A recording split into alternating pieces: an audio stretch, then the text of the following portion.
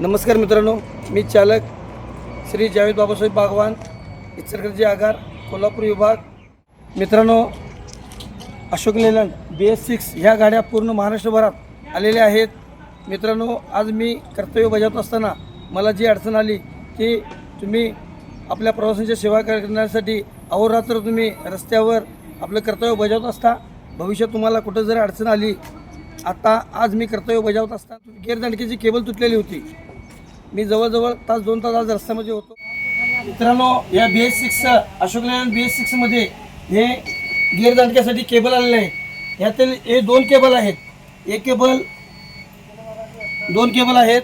एक cable reverse गिअरसाठी आणि एक केबल आपल्या फर्स्ट सेकंड थर्ड टॉप बाकीच्या गिअरसाठी आहे. हे आज मी कर्तव्य बजावत असताना तुम्हाला दाखवू शकतो. हे गेअरदांडका एकदम लूज पडते, त्यामुळं गाडी न्यूट्रल होते. न्यूट्रल होऊन आपण रस्त्यात थांबू शकतो. आपण रस्त्यात कर्तव्य बजावत असताना असा जर प्रॉब्लेम आला तर आपण 2-4 तास इथं रस्त्यामध्ये थांबू शकतो. कारण याची गिअर केबल आपल्या आगारामध्ये उपलब्ध असते नसते.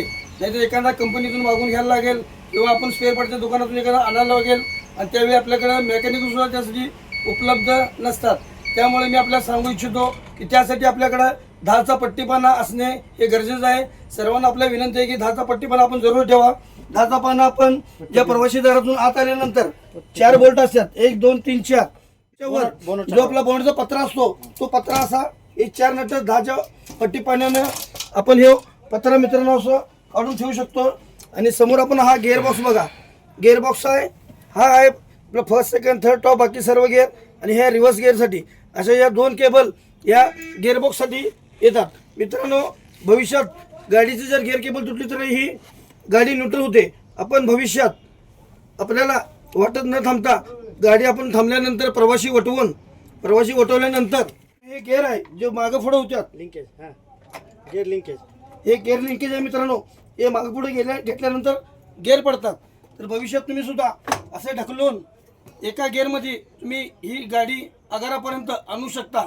आपण ही माहिती स्वतः सर्व चालक बंधू भगिनींना पाठवा. लाईक करा, शेअर करा, सबस्क्राईब करा हीच विनंती. जय हिंद.